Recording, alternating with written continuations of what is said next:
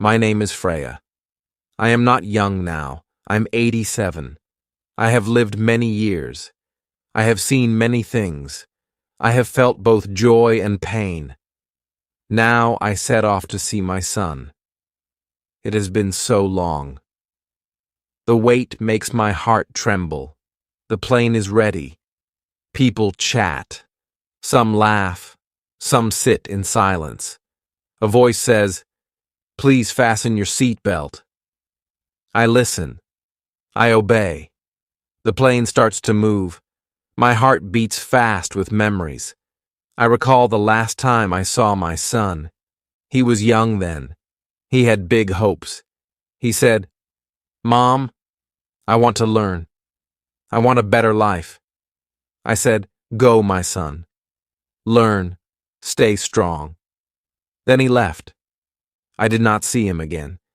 Years passed. Letters came. Phone calls came. But his face faded from my sight. Now, I have a ticket. I have a seat. I have a path to a new start. I close my eyes for a moment. A mix of hope and fear fills me.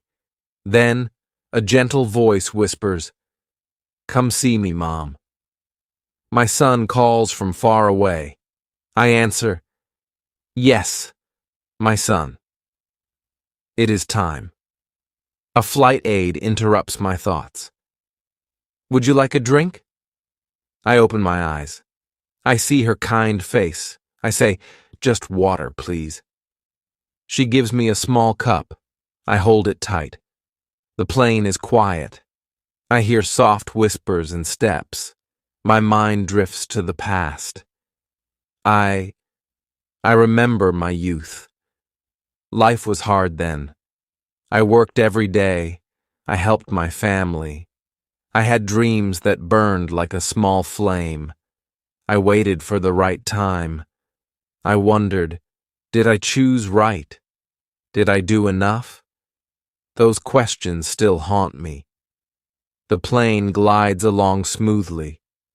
I think of my son. Will he know me? Will he still need me? My trip is not just to a new town. It is a journey back in time.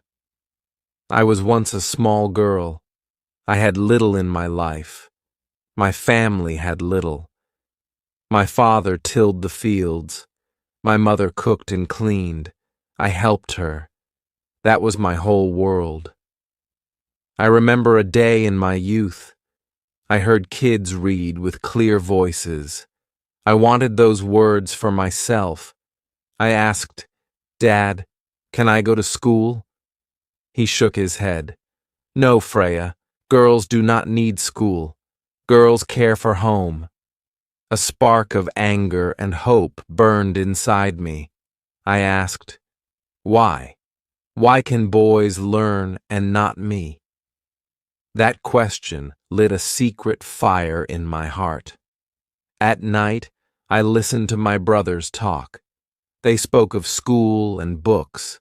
I grabbed a book. I ran my finger over the words. I whispered them to myself. I did not understand all of it, but I tried.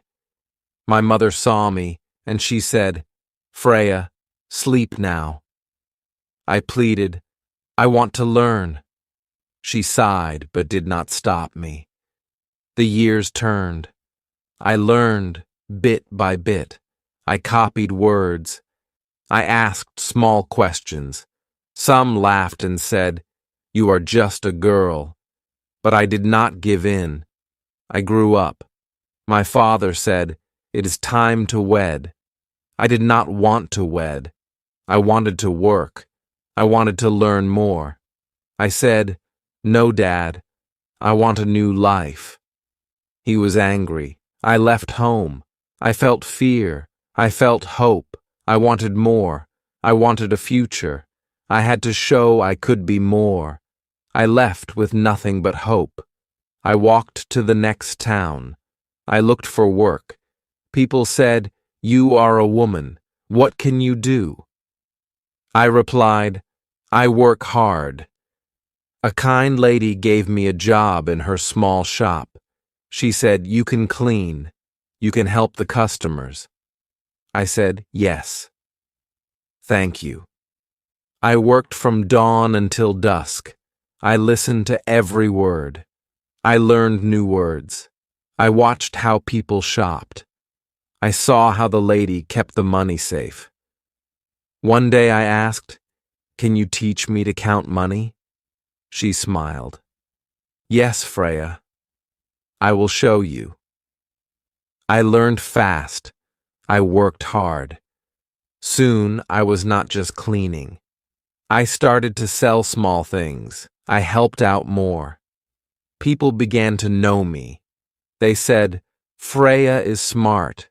Freya is good at work." I saved some money. It was small, but it was mine. Then I made a bold choice. I said, "I want my own shop." The lady laughed. "That is hard, Freya." I said, "I know, but I will try." I found a tiny space. I bought a few items. I opened my shop. At first, few came.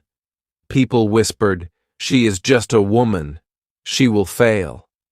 But I did not stop. I smiled. I greeted each one with a kind word. Slowly, more people came. My shop grew, and so did my dreams. Then a man came. He looked at me with a firm gaze. He said, "You are strong. You are different." I felt a shiver. He came back day after day. One day, he asked, "Will you marry me?" I paused. I remembered the past. I was not a helpless girl anymore. I was a woman who had built a life. I said, "Yes, but only if you respect me. Only if you let me keep my dreams." He smiled. "Yes, Freya." We wed. We worked side by side. We grew our small business. Soon, we had a son. I held him close. I looked at his tiny face. I promised, "You will have a good life. You will go to school. You will learn." Time passed. My son grew, bright and kind. He loved his books. One day he said, "Mom, I want to study in the city." My heart ached. I wanted him near. I remembered my own struggles and dreams. I said, "Go, my son. Learn. Stay strong." He packed his things. He hugged me tightly. He said, "I will write. I will call." And then he left. I waited for his letters. I waited for his calls. I waited for the day we meet again. Years went by. My son was far away. At first, he sent letters. He made phone calls. He said, "Mom, I learned so much I smiled with pride." Then the letters slowed. The calls became rare. He said, "Mom, I am busy. I have tests and work." I understood, yet my heart felt empty. One day, the phone stayed silent. The next day, nothing happened. A week went by, a month passed. I wrote my son, "Are you okay?" No reply came. I wondered, did he forget me?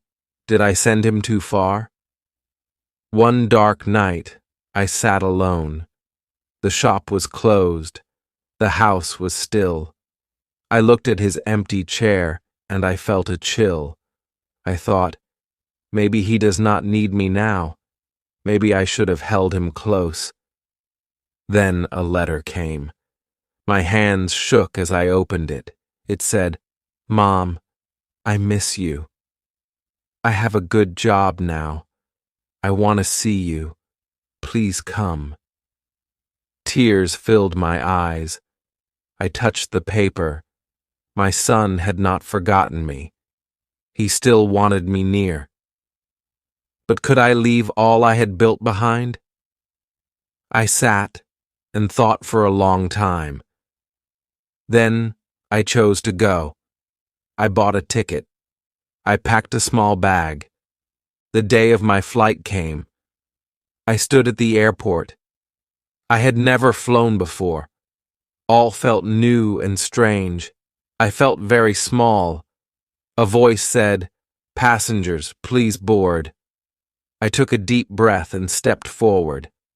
I entered the plane. I sat down. The seat felt tight. The plane moved. My heart pounded. The engine roared. The plane rose into the sky. I thought, this is it. I will see my son. But a fear crept in. Will he know me? I looked at my old hands.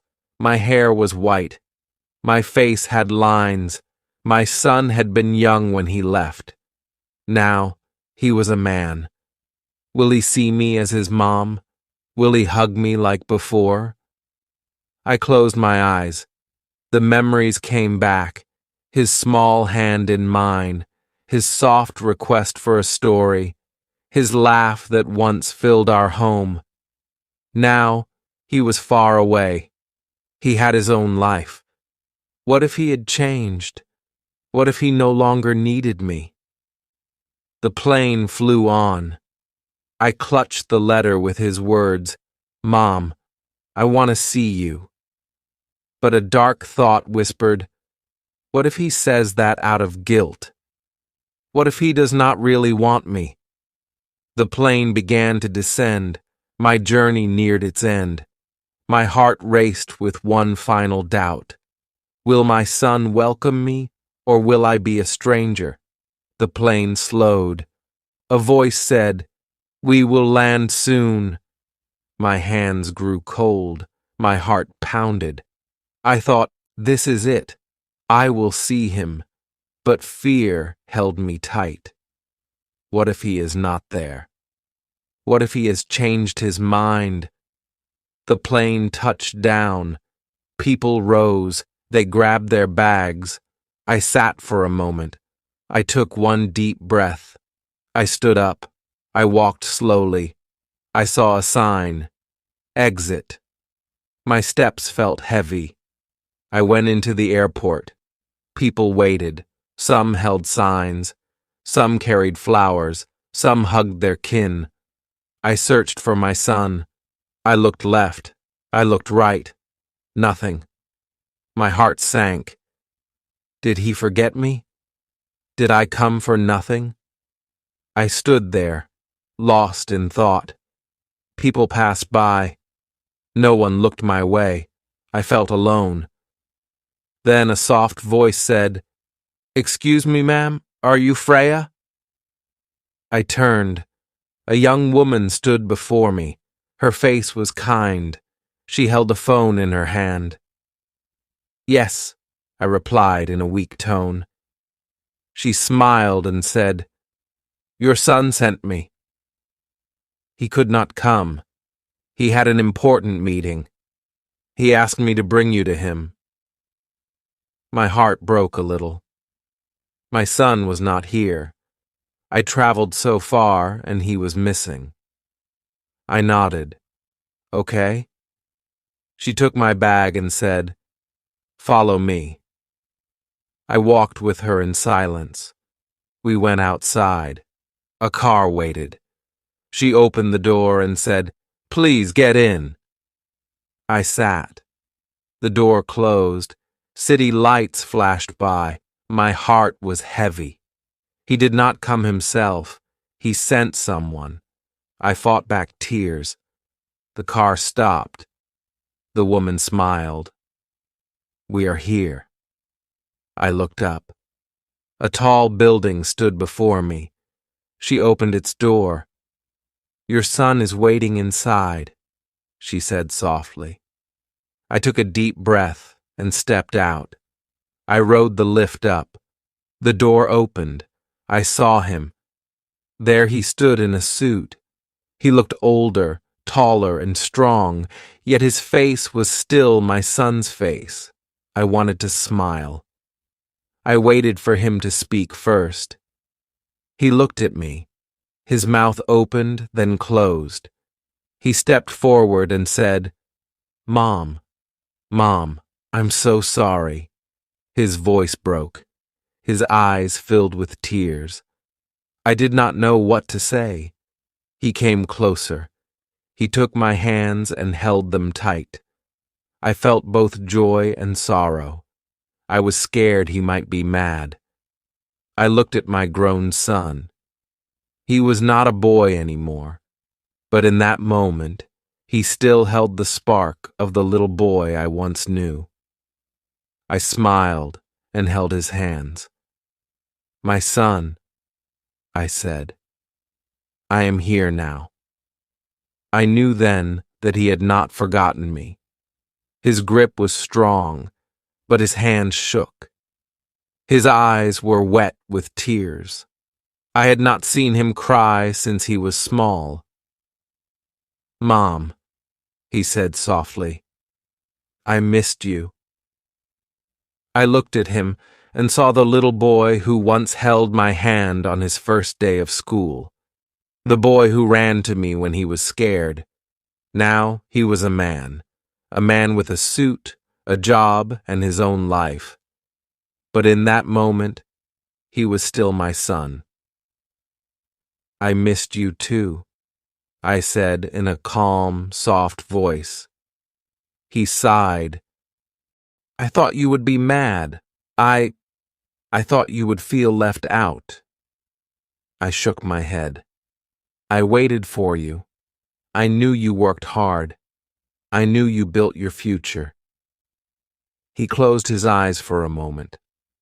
Then he said, "Mom, I should have come more. I should have called more." I smiled. "I am here now. That is what matters." He let go of my hand. "Come, let's go home." "Home?" I asked. "Yes," he said with a gentle smile. "Now our home is here." We walked out together. The air was cool. The lights shone bright. The night was still and full of mystery. Everything had changed, but inside, some things remained the same. I was not just a visitor. I was a mom. We got into his car. As we drove, he talked softly. He told me about his work, his dreams, and his hard days. He asked, "How is the shop, Mom? How is life?" I laughed and said, "The shop is fine, but times are hard." He smiled and said, "Maybe I can help." I looked at him. My son was now the one who offered support. Time had changed many things, but love stayed the same. We reached his home. It was big, neat, and warm. He opened the door for me. "Come in, Mom," he said. I stepped inside. The house was bright. There was food on the table. "My favorite meal," he said. "I made this for you." My heart filled with joy. "Thank you, my son," I said. We sat together. We ate. We talked. We laughed. As the night grew calm, he said, "Mom, I learned all from you. You showed me how to work, how to dream, and how to never give up." Tears filled my eyes. I had long wondered if I had done enough. Now I knew the answer. I reached for his hand and whispered, "Life moves on, but love never changes." He smiled and said, "Yes, Mom. Now we are together." I nodded. I was home. As I sit here, I think of my long life. I think of the hard days and the choices I made. I was once a little girl with no voice. I wanted to learn. I wanted more. Many said, "You cannot." But I did. I share my tale with you now. Maybe you have dreams. Maybe you fear to chase them. Maybe you wait for a sign. Know this, you are strong. You matter. You are not alone. Do not fear. Step forward. Trust yourself. And remember, love always finds a way.